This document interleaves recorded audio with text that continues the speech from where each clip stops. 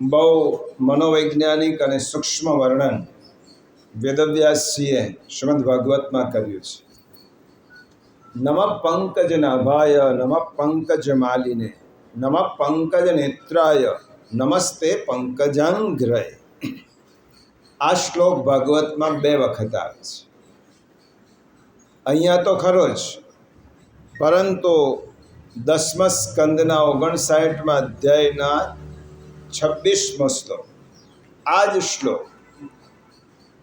હવે 2 વખત આવે છે. એનું વિવરણ શ્રી મહાપ્રભુજી કરે છે. આ બંને વખત જે સ્તુતિ કરનાર છે તે સ્ત્રી પાત્ર છે. અહીંયા કુંતી માતાએ સ્તુતિ કરી છે 10, 59, 26. અહીંયા કુંતી માતાએ સ્તુતિ કરી છે અને ત્યાં ભૂમાતા સ્તુતિ કરે છે. પૃથ્વી દેવી, ભૂદેવી ભગવાનની સ્તુતિ કરે છે. બંને સ્ત્રી પાત્ર છે અને સ્ત્રી સહજ લજ્જા આવી જાય એટલે કુંતી માતા પહેલાં તો પ્રભુના મુખારવિંદ ને જોવા માટે પ્રયત્ન કરે છે. સ્વાભાવિક છે, હવે ફોઈબા નથી, સપ્પનની દ્રષ્ટિએ તે ફોઈ અને ભત્રીજો છે, પરંતુ આધ્યાત્મિક દ્રષ્ટિએ ભગવાન અને ભક્ત છે. ચરણારવિંદથી શરૂ થાય. કુંતી માતાને કહ્યો કે હું ચરણારવિંદથી નમસ્કાર શરૂ કરીશ તો એ મર્યાદા ભક્તિ ગણાશે. મુખારવિંદથી શરૂ કરીશ તો એ માધુર્ય ભક્તિ ગણાશે. નથી ચરણારવિંદથી દર્શન, નથી માધુર્ય ભક્તિ. કુંતી માતાએ ઠાકોરજીના મુખ પર જોવાની શરૂઆત કરી, મુખ દર્શનની, પણ લજ્જાને કારણે જોઈ શક્યા નહીં. એટલે પહેલી નજર પડી ભગવાનના નાભી કમળ. એટલા માટે પહેલું શું કહ્યું? નમઃ પંકજનાભાય. ઠાકોરજીને મધ્યમ માર્ગ અપનાવ્યો. ચરણારવિંદ પણ નહીં, મુખારવિંદ પણ નહીં, પણ નાભી કમળ. જેમના દર્શન થયા એને પ્રણામ કર્યા. સ્તુતિ જે હૃદયથી બોલાય, હૃદયથી દેખાય અને જે શબ્દો આવે એને સ્તુતિ કહેવાય. અને પછી નમઃ પંકજ માલિને. સીધી નજર ક્યાં ગઈ? નેવી સુંદી ધારણ કરેલી વનમાળા. અને તે વખતે નમઃ પંકજ માલિને. અને પછી કુંતી માતાએ જોયો કે પ્રેમનો સ્વભાવ એવો છે કે નેત્રો સાથે ન મળે અને નેત્ર મિલન ન થાય તો પ્રેમ અધૂરો રહે. આ ભક્તનું ભગવાન સાથેનું મિલન છે. અને તે વખતે કુંતી માતાને થયું પ્રભુની આંખો તો જોઉં. અને પ્રભુને જોયા અને કુંતી માતાએ ઠાકોરજીના મુખ નેત્ર કમળ તરફ જોયા. નમઃ પંકજ નેત્રાય. અને સીધો નેત્રને કહ્યો. ભગવાનના નેત્રો સાથે નેત્રો મિલાયા અને ફરી પાછો લજ્જાનો ભાવ જાગૃત થયો કે હું ક્યાં અને પ્રભુ ક્યાં. ઠાકોરજીના નેત્રો સાથે નેત્રો મિલાવવા એ મારો અધિકાર કેટલો. અને પાછી દ્રષ્ટિ ગઈ નમઃ પંકજાંઘ્રય, ચરણારવિંદ. અને ઠાકોરજીના ચરણારવિંદને વંદન કર્યા. હરિરાય ચરણ શિક્ષાપત્રમાં સમજાવે છે કે મુખારવિંદથી ચરણારવિંદ માધુર્ય ભક્તિ અને ચરણારવિંદથી મુખારવિંદની દાસ્ય ભક્તિ. પુષ્ટિમાર્ગમાં 2 ભક્તિ છે. સિદ્ધિ માધુર્ય ભક્તિ નથી ગોપિકાઓ. કારણ કે આપણે તો દાસત્વથી શરૂઆત થાય. આપણે પ્રભુના દાસ છીએ, સેવક છીએ.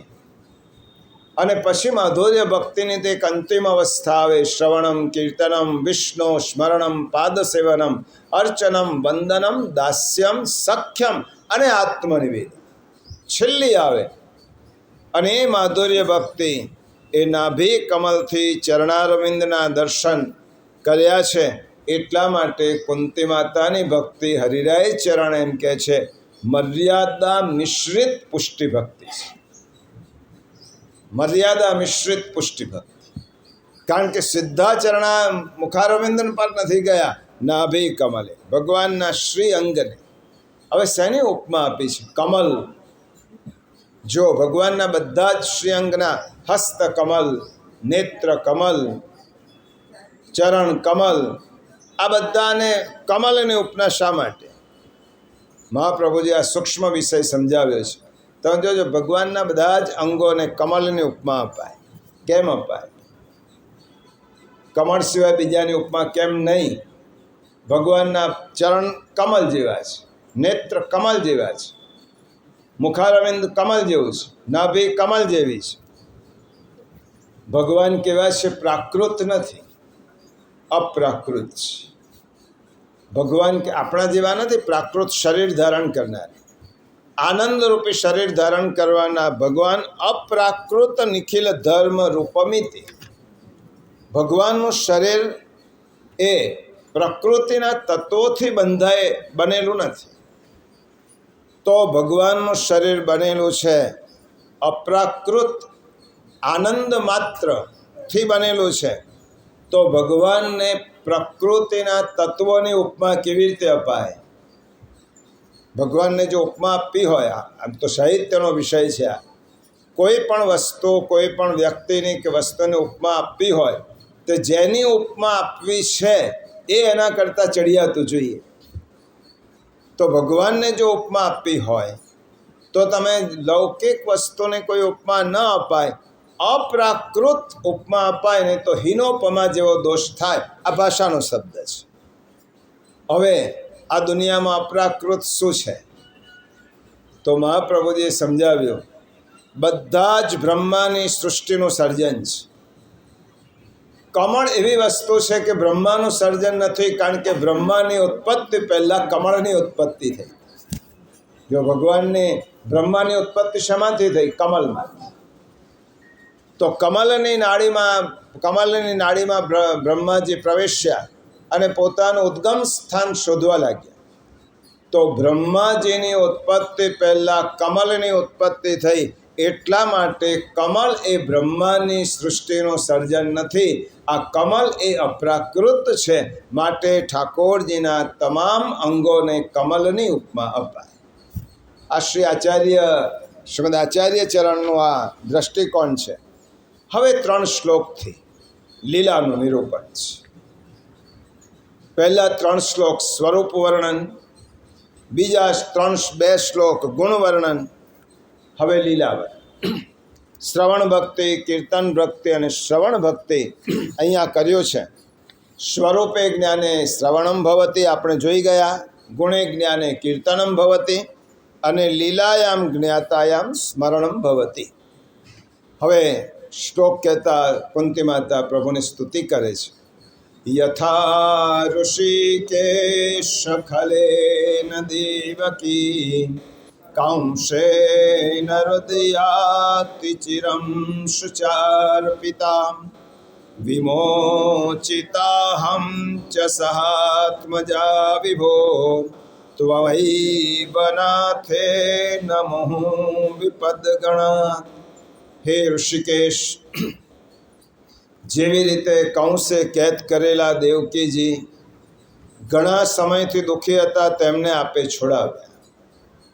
એવી રીતે હે વિભો, હે પ્રભુ અમારા નાથ થઈ આપે વારંવાર વિપત્તિઓથી ઘેરાયેલા મારા પુત્રો સહિત મારી રક્ષા કરી છે. ભગવાને જ પ્રભુના ઉપકારોનું સ્મરણ છે, લીલાઓનું સ્મરણ છે. ઋષિકેશ અહીંયા સંબોધન કર્યું છે કુંતીજીએ. ઋષિકેશ, ઋષિક એટલે ઇન્દ્રિયો અને ઋષિક ઈશ એટલે ઇન્દ્રિયોના સ્વામી. આપણે તમામ ઇન્દ્રિયોના સ્વામી કોણ છે? ઋષિકેશ એટલે ઇન્દ્રિયોના નિયામક પ્રભુ છે. આપ ઇન્દ્રિયોના નિયામક હોવાથી સ્વામીની જેમ રક્ષણ કરો છો. આપણા શરીરની સંભાળ, આપણી ઇન્દ્રિયોનું રક્ષણ પ્રભુ કરે છે. એટલે આપના દર્શનથી બધી જ ઇન્દ્રિયો આનંદનો અનુભવ થાય છે. વેણુગીતમાં ગોપીઓ શું કહે છે?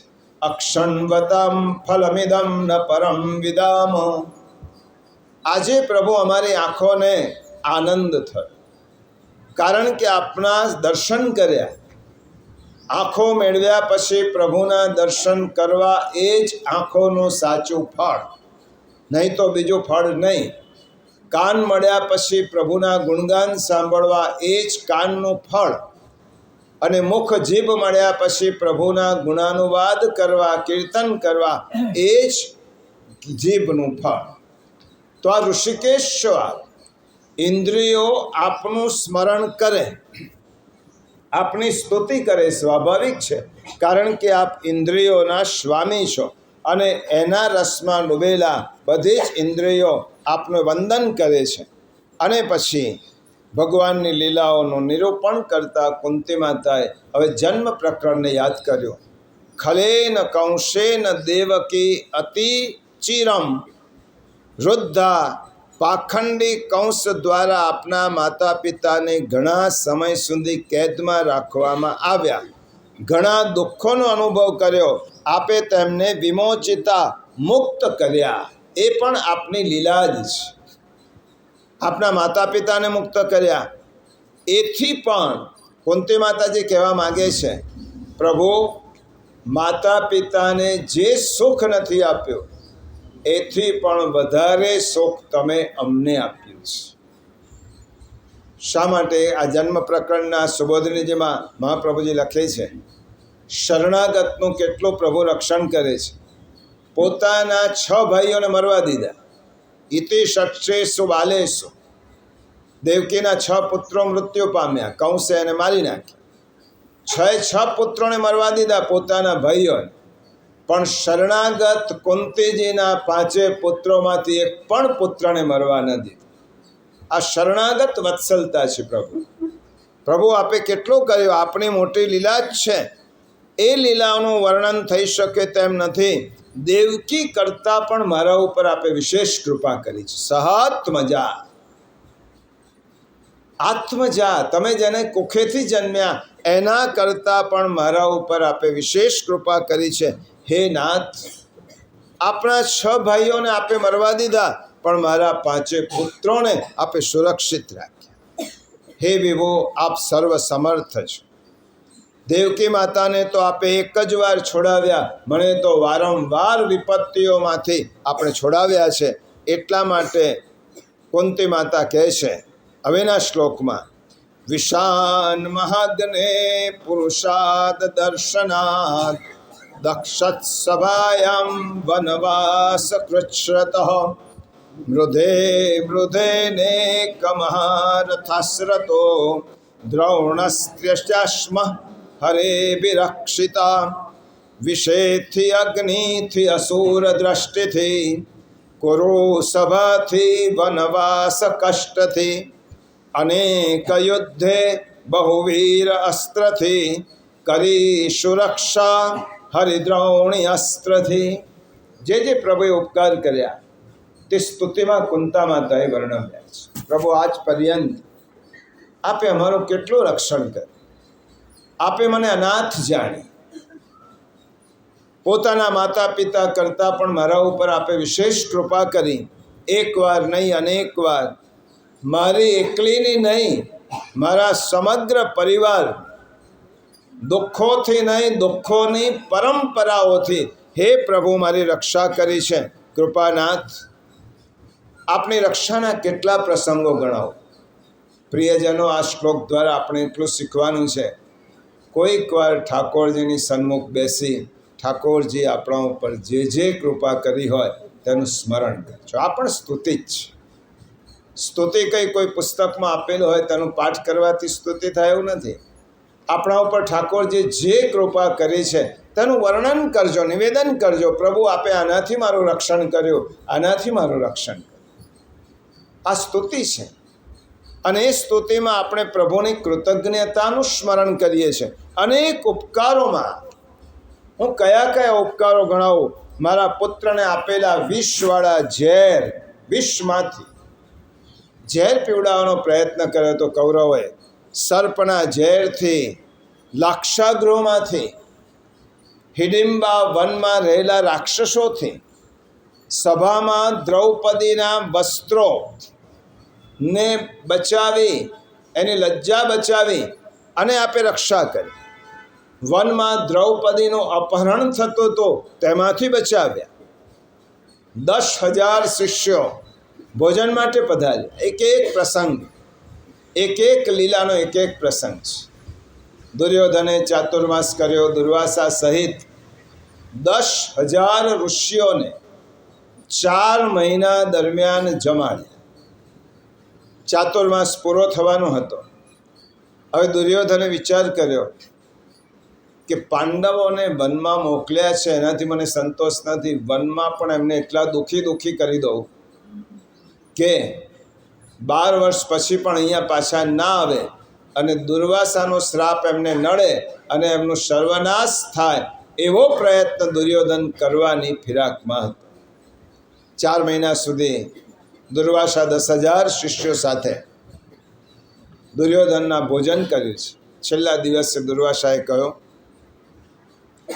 દુર્યોધન, તે અમારા શિષ્યો સહિત ભોજન કરાવ્યું છે.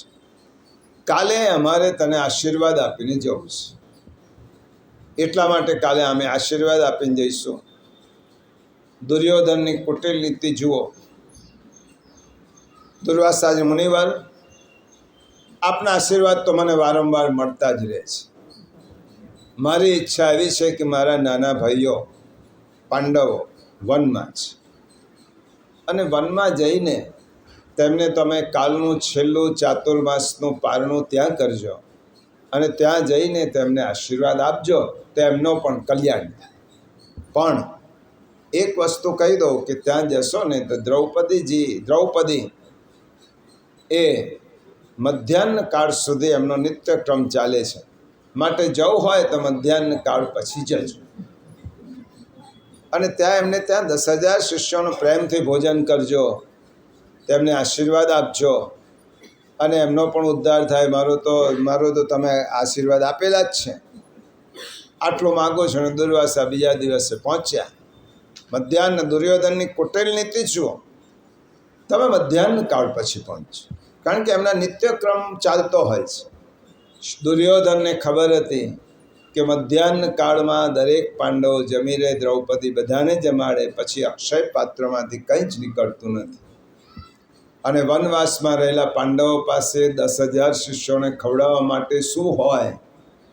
અને આ ભૂખ્યા દુર્વાસા 10,000 શિષ્યો સાથે ભૂખ્યા રહેશે તો આશીર્વાદ નહીં, શ્રાપ આપશે. અને આશીર્વાદ આપવા માટે નહોતા મોકલ્યા. અને દુર્વાસા પહોંચીને દુર્વાસા યુધિષ્ઠિર કહે છે, આવો મહારાજ, ચાતુર્માસ પૂર્ણ થવાના છેલ્લો દિવસ છે, ત્યારે ત્યાં અમે 10,000 શિષ્યો સહિત ભોજન કરવા માટે આવ્યા છીએ. સાંભળી લીધું ધર્મરાજ યુધિષ્ઠિર? ગુરુદેવ મુનિવર આવ્યા છો, નિત્યક્રમ સ્નાનાદિ પતાવી આવો, ભોજન તૈયાર રાખું છું. ઘરમાં કશું જ હોતું નહીં. વનવાસી પાંડવ શું હોય? દ્રૌપદીને બોલાવી, દેવી શું છે અક્ષય પાત્ર? મેં હમણાં જ ભોજન લીધો, અક્ષય પાત્રમાંથી તો આજે કશું જ નહીં નીકળ્યું. અને તે વખતે દ્રૌપદી આંખો બંધ કરી. જ્યારે વિપત્તિમાં હોય ત્યારે કૃષ્ણનું સ્મરણ. પ્રભુ, આજે એવી ક્ષણ આવી છે કે અમે વનવાસ તો ભોગવ્યો છે, પણ આજે એક ઋષિનો જો શ્રાપ મળશે તો અમે કાયમ માટે રાજ્ય ઉપરથી વંચિત રહી જઈશું.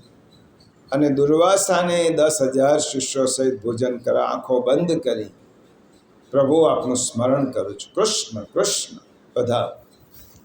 અને શરણાગતની વિનંતી સાંભળીને ઠાકોરજી ત્યાં દ્વારિકાધીશ પધાર્યા છે.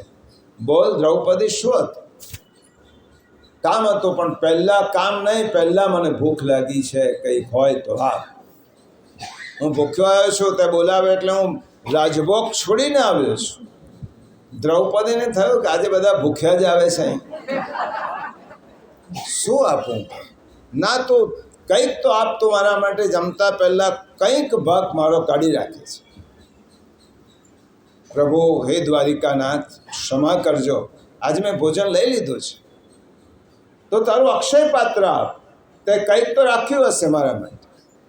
ભગવાને લીલા કરવાની હતી. આ લીલાનો શ્લોક છે. અને જોયો તો અક્ષય પાત્રમાં શું મળે?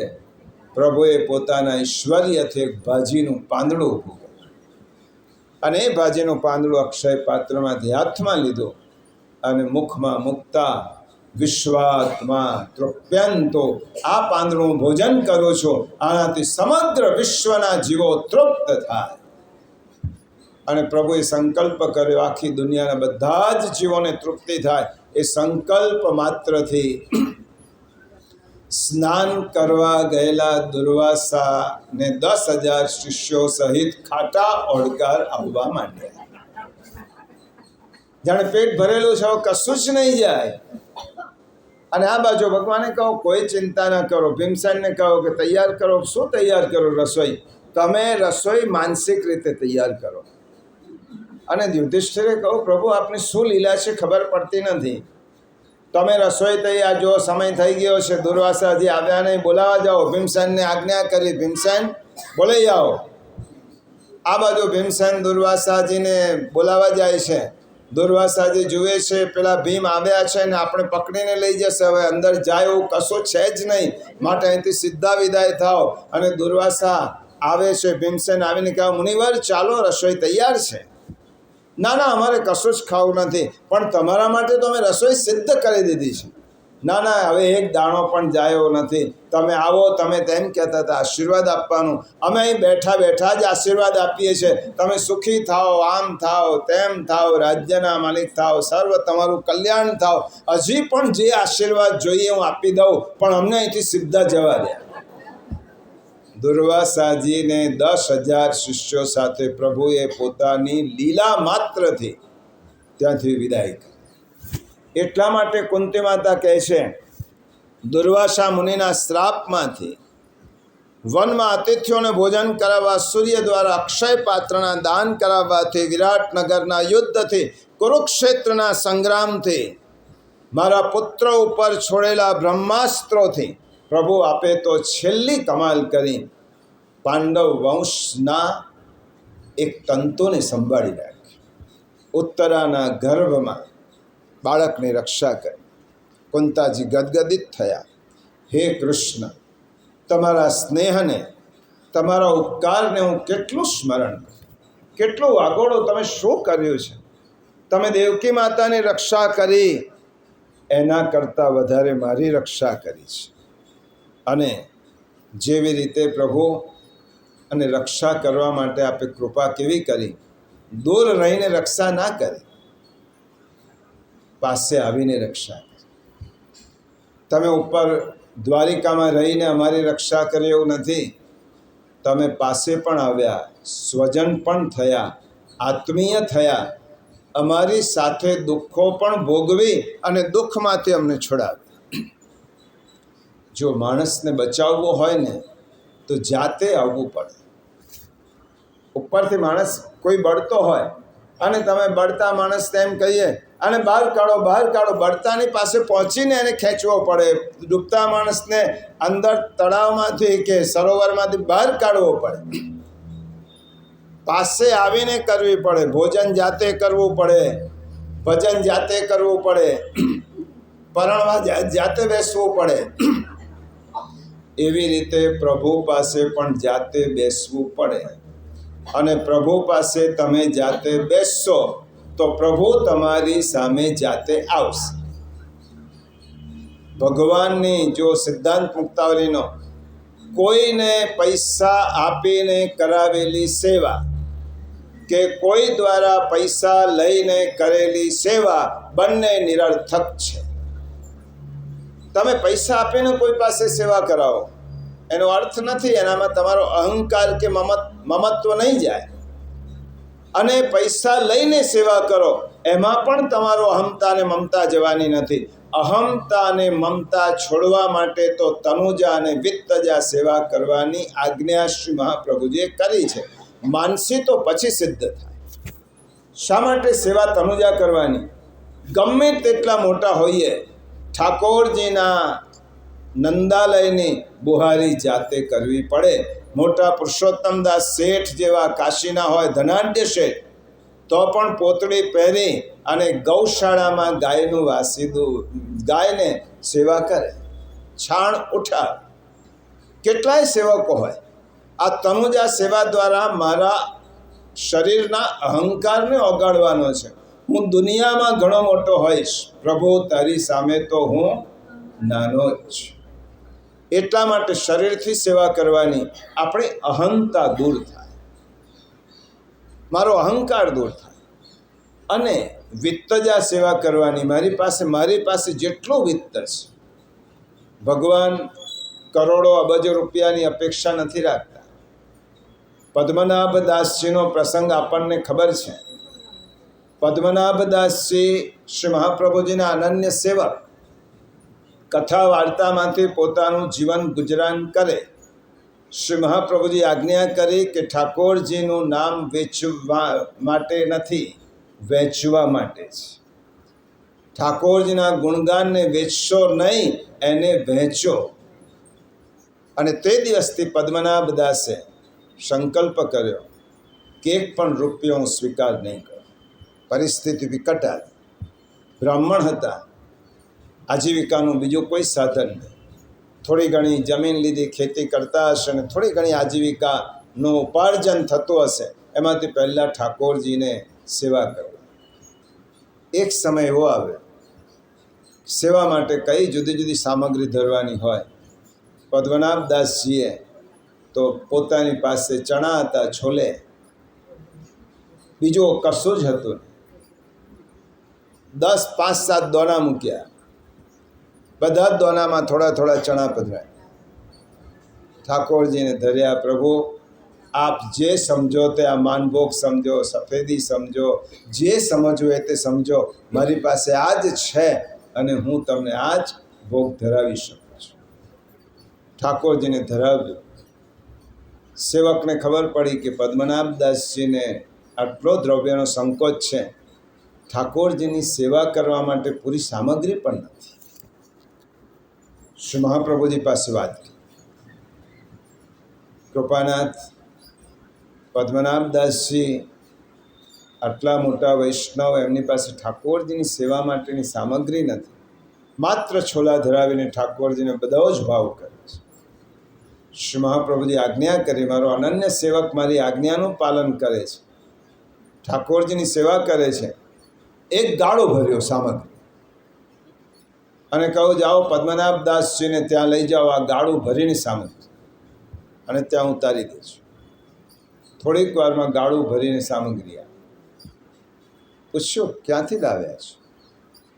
શ્રી મહાપ્રભુજીએ ઠાકોરજીની સેવા માટે મોકલી છે.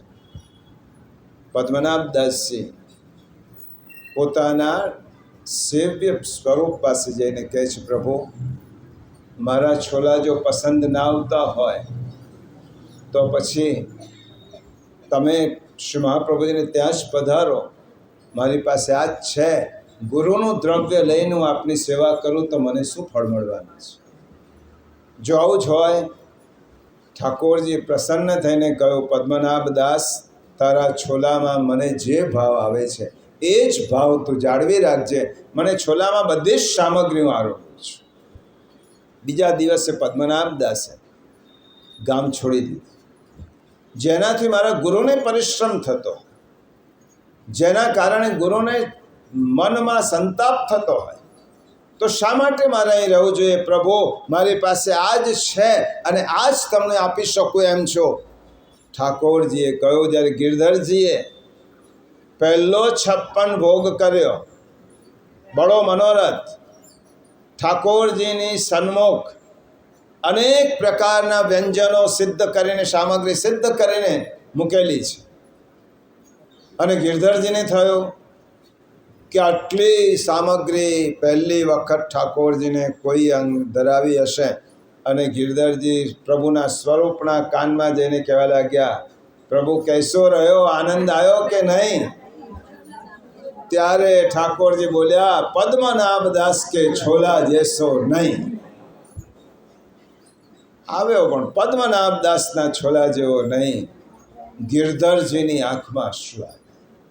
હું અહંકારથી પ્રભુને પૂછવા ગયો કે આટલી સામગ્રી ધરી છે, આનંદ આવ્યો, પ્રભુ માટે શું ખોટ હોય, અને એમને પૂછવા ગયો અને આંખમાંથી અશ્રુપાત થયો.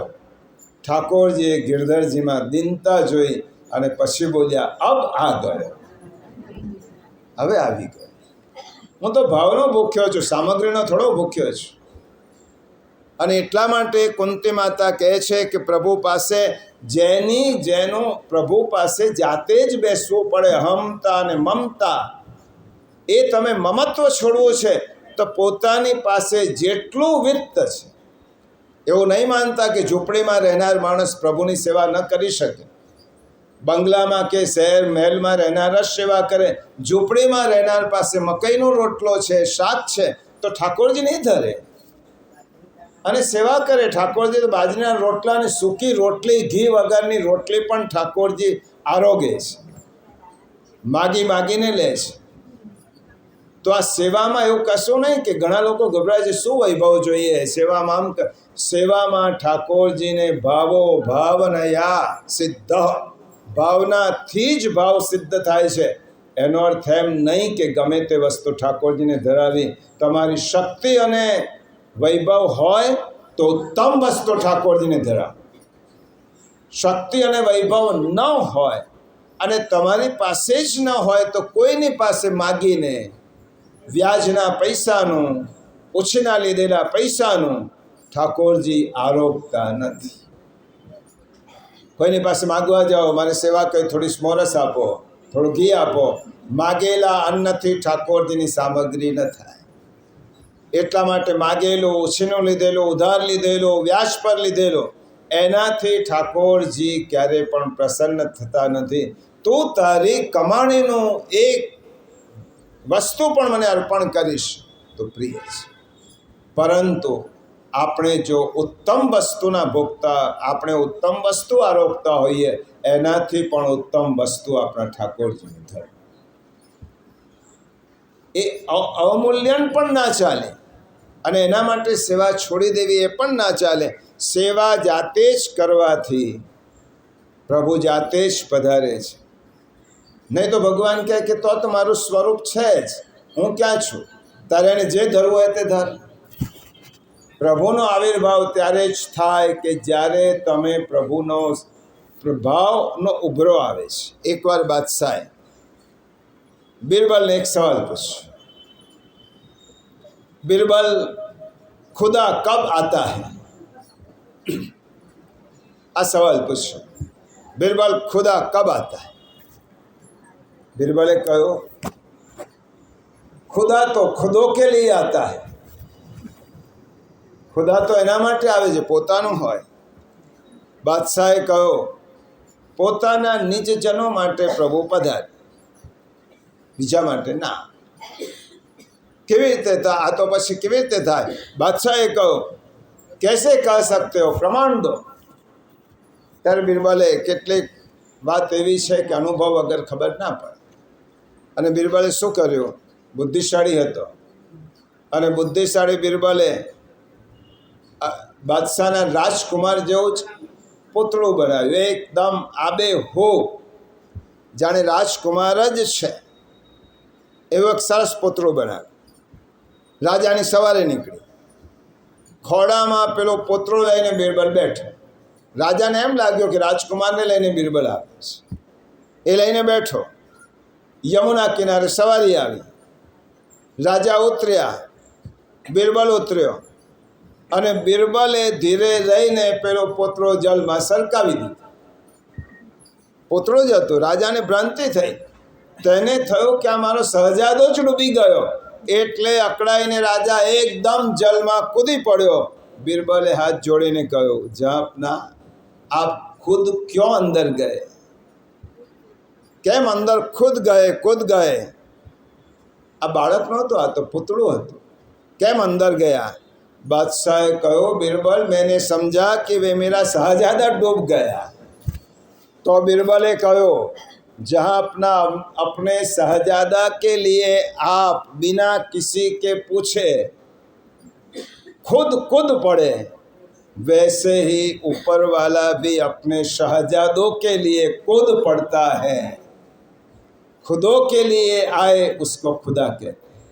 નિજ જનો માટે આવે। ઠાકોરજી કોના માટે આવે છે? પોતાના અંગત માનેલા અંતરંગ માણસ માટે આવે। ભક્તો એ ભગવાનના રાજકુંવર છે,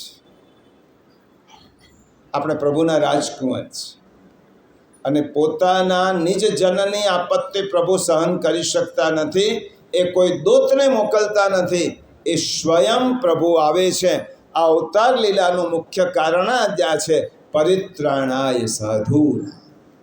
મારા અંગત માણસોનું રક્ષણ કરવા માટે હું લાવું છું। લીલા કર્મો તો જાતે જ કરવા પડે। ભગવાનની લીલા ભગવાન સિવાય કોણ કરી શકે?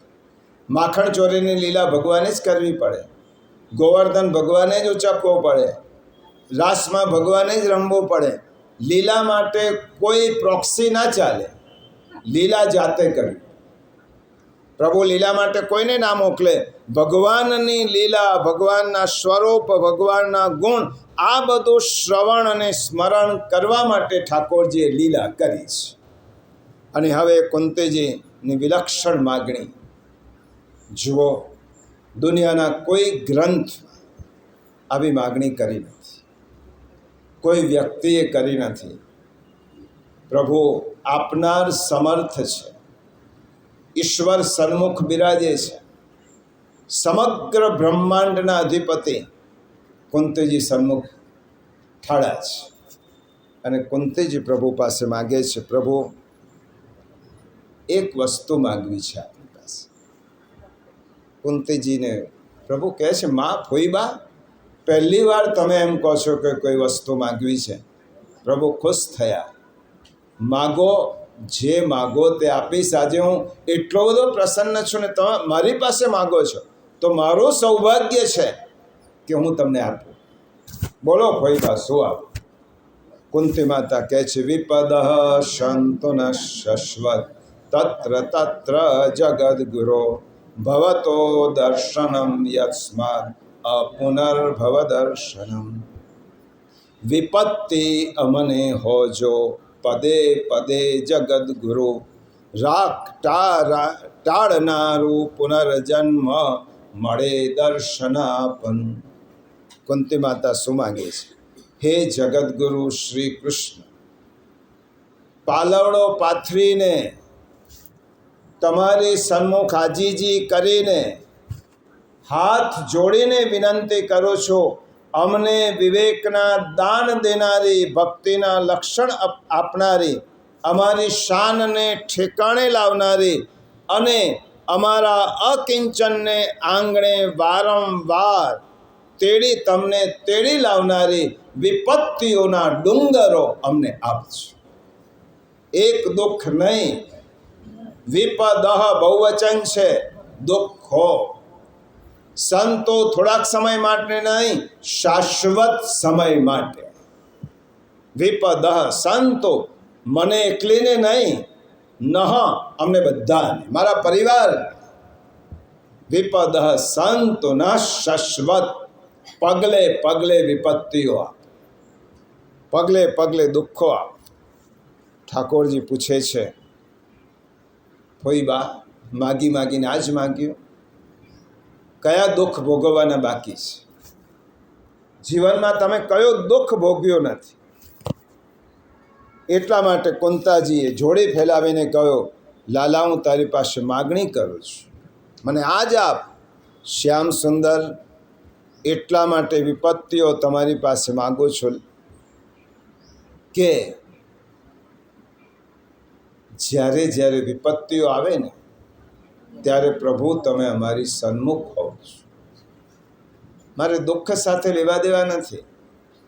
જો દુઃખ મળતું હોય ને તમે દૂર થતા હોય, સુખ મળતું હોય ને તમે દૂર થતા હોય, તો એવા સુખને હું જતું કરવા તૈયાર છું। અને દુઃખ આવતું હોય અને દુઃખની સાથે તમારું સાન્નિધ્ય રહેતું હોય, તેવા દુઃખોના ડુંગરોને પણ હું સ્વીકારવા તૈયાર છું।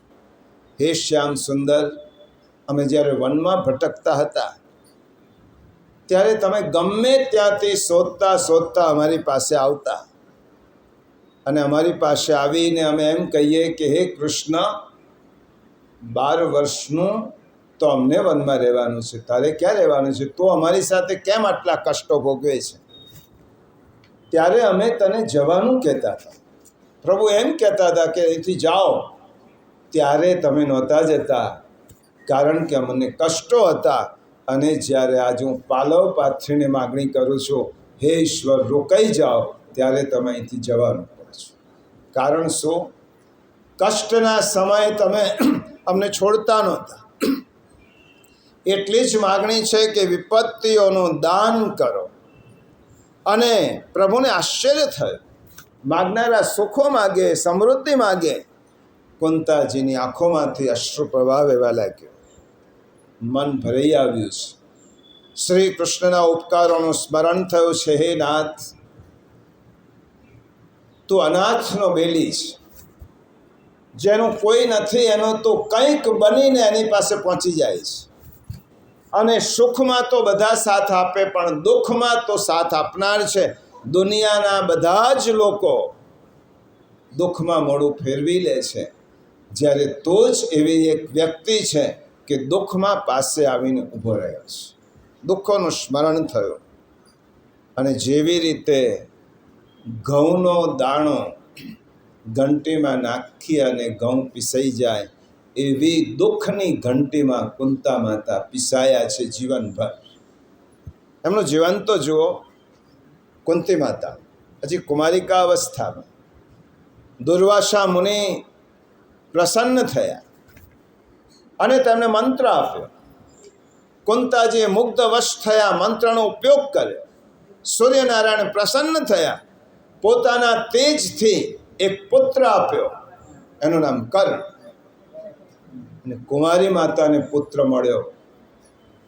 એક કલંકના ડરથી, એક કુંવારી મા થાય એ ડરથી કર્ણની માતા બન્યા ખરા, પરંતુ એક માતાને પોતાના પુત્રને નદીના પ્રવાહમાં વહેવડાવતો કરવો પડે ત્યારે એ માતાએ પોતાના છાતીઓ પર કેટલો મોટો પથ્થર મૂક્યો હશે. અને એ દુઃખ પડ્યું. એ કુંતાજી દુનિયામાં કાળા અક્ષરે કુંતાજીનું નામ લખાવ્યું કે જે માતાએ પોતાના પુત્રને નદીના પ્રવાહમાં વહેતો કર્યો. એ કલંક સહન કરવું પડ્યું. આ ઓછું દુઃખ નથી. એ કુંતાજી પાંડુ રાજાના પત્ની થયા, હસ્તિનાપુરના સામ્રાજ્ઞી બન્યા. અને કુંતાજીના ભાગ્યમાં દુઃખ જ લખાયો.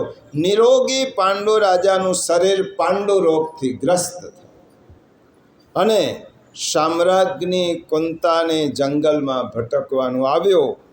5 બાળકોની માતા હસ્તિનાપુરની રાણી સામ્રાજ્ઞીને વન નિરાશ્રિત થઈને ભટકવું. કુંતાજીના દુઃખની ગણતરી તો જુઓ. પ્રભુ કહે છે, હે માં, હે ફોઈબા, કયો દુઃખ નથી પડ્યું તમને? અને પાંડુ રાજાના દેહાંતથી 5 બાળકોની સંભાળ લેનાર કોઈ રહ્યું નહીં.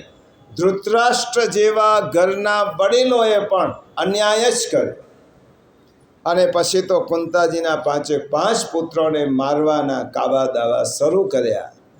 કેટલાય કાવા દાવા રચ્યા. જંગલમાં જવું પડ્યું, દ્યોતમાં હારવું પડ્યું, અજ્ઞાતવાસ સહન કર્યો પડ્યો. અને કુંતાજી એકમેવ કૃષ્ણના આલંબનથી તમામ દુઃખો પી ગયા. એક જ આલંબન હતું, કૃષ્ણ. આટલા બધા દુઃખોમાં સાથ આપનાર એક કૃષ્ણ હતા. અને દુઃખોમાં કુંતાજીને લાગ્યો કે ભલે દુઃખોમાં જેવો છો, પણ કૃષ્ણ નામનો આનંદ મારી પાસે છે અને મારા બધા જ દિવસો નીકળી જાય છે. સુખની દુનિયા તો પ્રિયજનો અનેક પ્રકારની છે, પણ દુઃખની દુનિયા એક જ પ્રકારની છે. દુઃખના કારણો ઘણા હશે, પણ જ્યારે માણસ દુઃખી બની જાય છે ત્યારે એના જેવા બીજા દુખિયાઓ એને મળી જાય છે.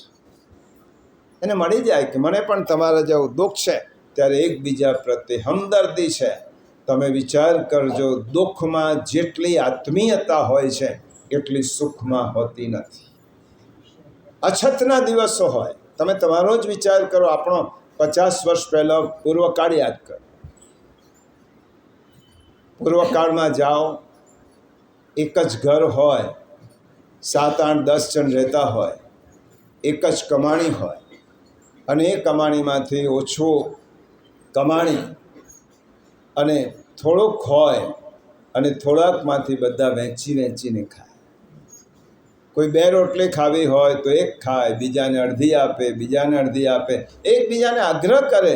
કારણ કે અછતમાં જ ભાવ સચવાય છે, સુખમાં ભાવ સચવાતો નથી.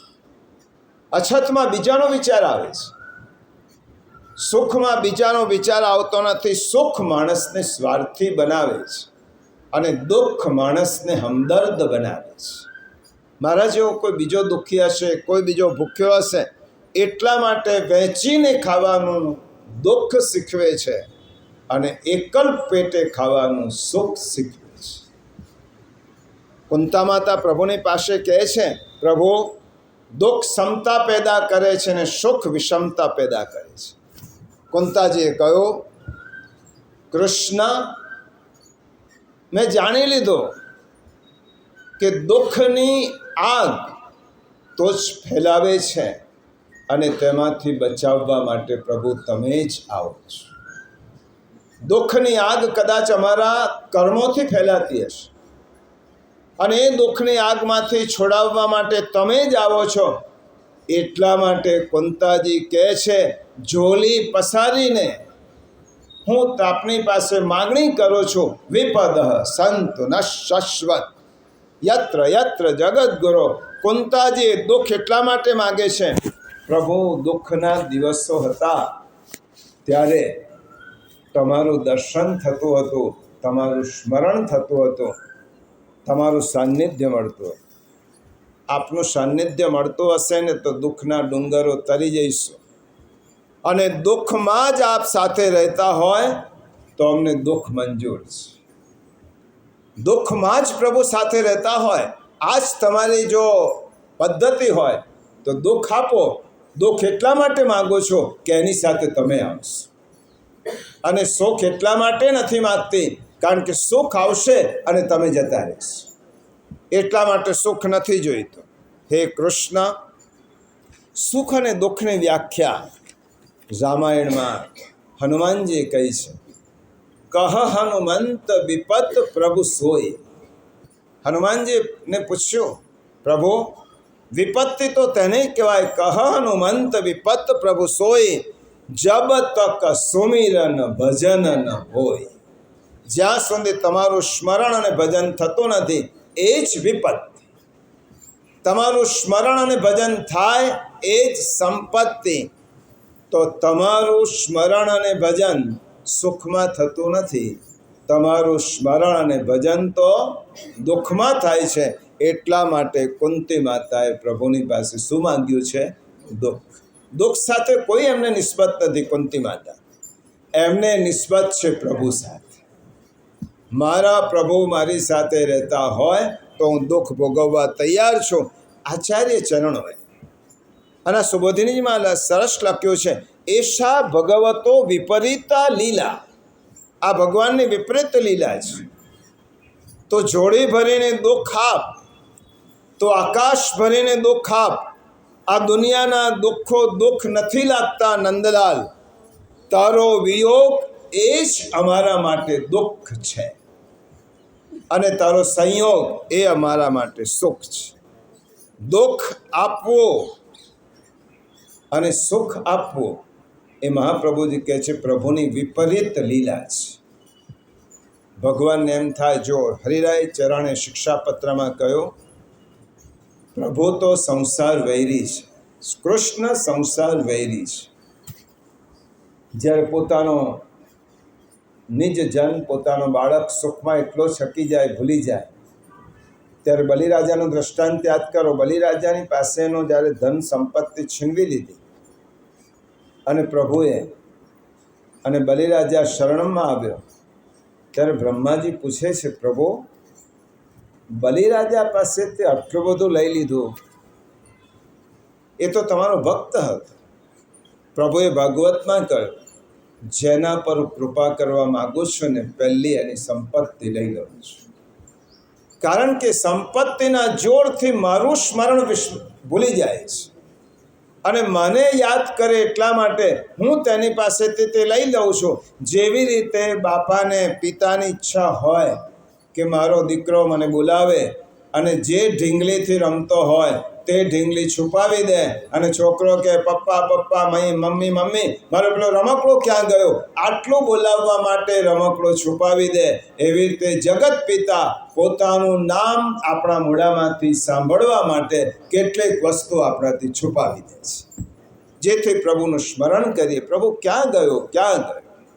પ્રભુની એક જ ઈચ્છા છે કે મારો જીવ મારું સ્મરણ, અને એ સ્મરણ કરે એટલા માટે પ્રભુ એ કહે છે જીવને મારી પાસે લાવવા માટે માગો છો. અને મહાપ્રભુજી તો દુઃખની વ્યાખ્યા બીજી કરે છે કે કુંતાજીએ પ્રભુ પાસે શા માટે કયો દુઃખ માગ્યું, જે મહાપ્રભુજી માગે છે. યચ્ચ દુઃખમ યશોદાયામ નંદાદીનાંચ ગોકુલે ગોપિકાનામ તો યદ દુઃખમ તદ્દુઃખમ શ્યાન્મમ ક્વચિત. ગોકુલે ગોપિકાનામ ચ સર્વેષાં વ્રજવાસિનાં યત સુખમ સમભુત્તન મે ભગવાન કિમ વિદાસ્યતિ. મહાપ્રભુજી પ્રભુને કહે છે કે અમારો એવો ભાગ્ય ક્યારે કે જે દુઃખ યશોદાજીને, જે દુઃખ નંદ બાબાને પડ્યો આપના વિયોગનો, એ દુઃખ અમારા ભાગ્યમાં ક્યાંથી. અને એટલા માટે એ દુઃખ આપો કે તમારો વિયોગ અમને થાય. ને પ્રભુનો વિયોગનો દુઃખ ક્યારે પડે? પ્રભુનો સંયોગ થયો હોય ત્યારે. એટલે કુંતાજી તો વિયોગમાં પણ સંયોગ જ માગે છે, દુઃખમાં પણ સુખ માગે છે. જો પ્રભુ દર્શન સુખ જ હોય તો કુંતાજી પરમ સુખની માગણી કરે છે. ભાષાની દ્રષ્ટિએ વિપદ સંતોના શાશ્વત છે, પરંતુ તેનો આધ્યાત્મિક અર્થ સમજો તો કુંતાજીએ બહુ ચતુરાઈપૂર્વક કહ્યું છે પ્રભુ સર્વસ્વનું સુખ જો આપના ચરણમાં હોય તો એ સુખ મને આપો, બીજું સુખ નથી જોયું. અને એ માગ્યું છે.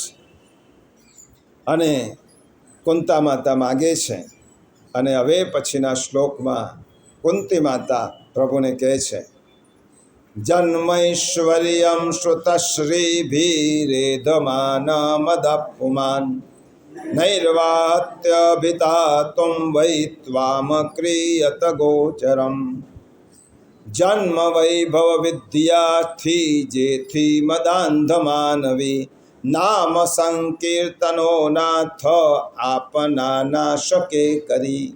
પ્રભુ તમે જેને સુખ આપો છો, કુંતી માતા કહે છે ઘણા લોકોને ઊંચા કુળમાં જન્મ મળે, ઘણા લોકો એવા છે કે જેમને પૂર્ણ ઐશ્વર્ય સુખ વૈભવમાં આળોટે, કેટલાક લોકોને વિદ્યા કંઠસ્થ હોય વિદ્યાનું સુખ મળે, કેટલાકને સમૃદ્ધિનું સુખ મળે.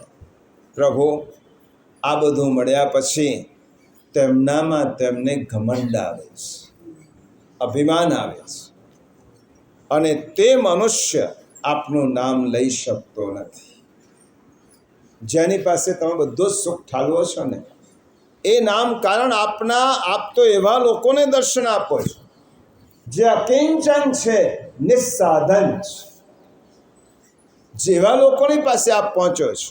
કુંતાજી કહે છે હે કૃષ્ણ, શ્રેષ્ઠ કુળમાં જન્મ, અખોટ ઐશ્વર્ય, શાસ્ત્ર જ્ઞાન, લક્ષ્મી પ્રભુ પ્રાપ્તિમાં અવરોધ કરનારા નથી, પણ જો તે સર્વ વસ્તુઓથી મનુષ્ય મદાંધ બને અને તેનાથી પામીને છકી જાય ત્યારે તે મદોન્મત્ત બની જાય છે અને તેના મુખમાંથી આપનું નામ નીકળતું નથી. પ્રભુ આટલા જણ આપનું સ્મરણ કરી શકતા નથી કે જેને જન્મનું નામ સંકીર્તન કરી શકતા નથી. તો ઉત્તમ કોડ, ઐશ્વર્ય, જ્ઞાન, સમૃદ્ધિ, એવા લોકો આ શ્લોકમાં શું કહ્યું છે? દુષ્ટ દુર્જ્ઞેયત્વ, પ્રભુને પામવા એટલા સરળ નથી. જો આ ન થાય તો ભગવાન દુષ્ટોથી જાણી શકાતા નથી. દુષ્ટ માણસ ભગવાનને સમજી શકતો નથી. ભગવાન કોના દ્વારા નથી જણાતા? ભગવાનની ભક્તિમાં કોને રસ પડતો નથી? 4 પ્રકારના મદ કુંતી માતાએ આ શ્લોકમાં કહ્યા છે.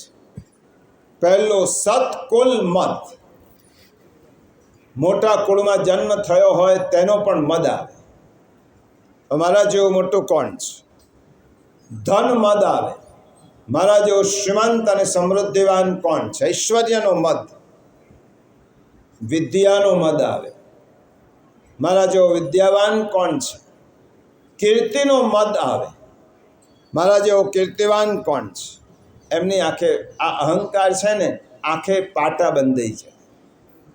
અને પ્રભુનું વિસ્મરણ થાય એટલે જે લોકો સત્કુળમાં જન્મના લીધે, ઐશ્વર્યના લીધે, લક્ષ્મીના કારણે જો આપણે ભૂલી જાય છે, તેવા લોકો જોજનો દૂર રહે છે. હે પ્રભુ, આપની બાકીના જીવ તો આપની ભક્તિના અધિકારી છે. કારણ પ્રભુ આપને 2 વસ્તુ ગમતી નથી. ઠાકોરજીને 2 વસ્તુ અપ્રિય છે. કઈ વસ્તુ? પ્રભુનું એક નામ છે. રાસ પંચાધ્યાયમાં એક નામ આવે છે, મદન મોહન. ઠાકોરજીને મદ ન, મોહ ન. ઠાકોરજીને મદ ગમતો નથી અને ઠાકોરજીને મોહ ગમતો. જો મદોન્મત્ત થયા તો પ્રભુ છોડી દઈશ, અને મોહગ્રસ્ત થયા તો પ્રભુ છોડી દઈશ. મદ શેના લીધે આવે છે? મળેલા ઐશ્વર્યના લીધે મદ આવે છે. અને પોતાના માટે મોહ થાય છે. મહાપ્રભુજી ઉદાહરણ આપે છે, ચોખા ઉત્તમ ધાન્ય છે. મહાપ્રભુજીને સુબોધિનીજીમાં ઉદાહરણ, ચોખા ઉત્તમ ધાન્ય છે.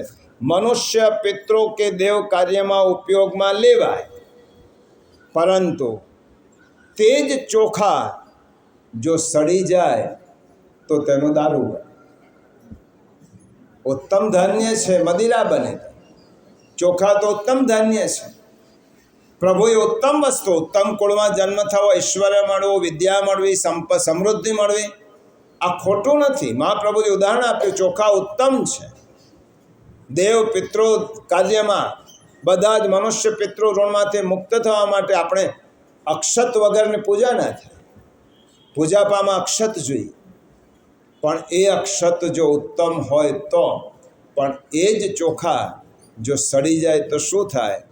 એવી રીતે મદિરા થાય. એવી જ રીતે મદયુક્ત મનુષ્ય જ્યારે ભગવાનનું નામ લે છે, મહાપ્રભુજીના શબ્દો કહું છું, યદ્યપિ ભગવદ નામ ઉત્તમ છે, પરંતુ ઉપરના 4 મદવાળા લોકોના મોઢામાંથી લેવાયેલું નામ હોવાથી તે ભગવાન નામ શ્રવણ કરવા યોગ્ય હોતું નથી. એમ તો રાવણે પણ શિવજીની ભક્તિ કરી હતી. રાવણ જ્યારે સીતા માતાનું અપહરણ કરવા ગયો ત્યારે એના મોઢામાં સંકીર્તન જ હતું. તો એ શ્રવણ કરવા યોગ્ય છે? ઐશ્વર્યનો મદ હોય અને જો નામ લે તો એ શ્રવણ કરવા યોગ્ય નથી. તપ સારું જ હોય તો હિરણ્યકશ્યપોએ તપ કર્યું. એણે તપ કરીને માગ્યું શું? યજ્ઞ જ કરવાથી પ્રભુ મળે તો દુર્યોધને યજ્ઞ કર્યા હતા, જરાસંધે યજ્ઞ કર્યા હતા. પ્રભુ યજ્ઞ, તપ આ બધું જ જો આપના વગરનું હોય અને મદોન્મત્ત બનીને થતું હોય તો બધું વ્યર્થ છે. સંન્યાસ શ્રેષ્ઠ છે. રાવણ પણ સાધુ બન્યો હતો, તો એ સાધુતા વ્યર્થ છે. યજ્ઞ સારા છે, પણ યજ્ઞમાંથી ભગવાન નામ એનો ભાવ જતો રહે તો યજ્ઞ પણ વ્યર્થ છે. માટે મદવાળા વ્યક્તિઓ દ્વારા કરવામાં આવેલું નામ સંકીર્તન, તપ, યજ્ઞ, દાન એનું કોઈ ફળ નથી. તમે એમ માનીને કરો, આટલું દાન કરું છું, મેં આટલું કર્યું, મેં આટલા યજ્ઞો કર્યા, હું આમ કરું છું. એ તો ગીતાના 17મા અધ્યાયમાં 16મા અધ્યાયમાં ભગવાને કહ્યું છે, આસુરી સંપત્તિના લક્ષણો છે. હું આ કરું છું, આ કરું છું, મેં આટલું કર્યું, હું આટલું કમાઈશ, આટલું દાન કરીશ, આટલું પુણ્ય કરીશ, આટલાને સાચવીશ. આ આસુરી સંપત્તિ છે. અને જ્યારે કોઈ પણ વ્યક્તિ નિસ્સાધન થાય, કોઈ પણ વ્યક્તિ જ્યારે નિષ્કિંચન થાય અને પ્રભુ માટે ભગવદ નામ થોડું પણ લે તો એ નામ તારક બની જાય છે. કુંતી માતા કહે છે 27મું શિક્ષાપદ આપણે બધાએ વાંચ્યું છે. હરિરાય ચરણે સેવામાં જે બાધક 21 દોષોનું નિરૂપણ કર્યું છે. સેવામાં બાધક કયા કયા દોષો છે? આપણે સેવા કરીએ પણ હરિરાય ચરણ કહે છે કે આ સેવામાં જે બાધક દોષો છે એમાં 4 દોષોનો ઉલ્લેખ હરિરાય ચરણે પહેલાં કર્યો છે. ધનમ ગૃહમ ગૃહાશક્તિ, પહેલો શું વાપર્યું હરિરાય ચરણ? ધનમ ગૃહમ ગૃહાશક્તિ પ્રતિષ્ઠા લોકવેદયો. પ્રતિષ્ઠા, કીર્તિમત, કર્માદિનિષ્ઠા મનસઃ સ્વર્ગાદિ ફલકાંક્ષણમ. આ બધા 21 પ્રકારના દોષો હરિરાય ચરણે 27મા શિક્ષાપત્રમાં ગણાયા છે. આ 27 દોષો સેવામાં પ્રતિબંધ કરે છે, વિક્ષેપ કરે છે. એટલા માટે કુંતી માતા કહે છે જેમના પર ભગવાનની કૃપા છે એમને જ મદ થતો નથી. એ લોકો કીર્તિથી દૂર રહેતા નથી, પણ કીર્તિનો મદ થતો નથી. એ ધનથી દૂર રહેતા નથી. જનક રાજા રાજ સિંહાસન પર બેસીને પણ, સીતાજીના પિતાજી રાજ સિંહાસન પર બેસીને પણ વિદેહી ગણાયા. એમને રાજ સિંહાસનનો મદ ન થયો.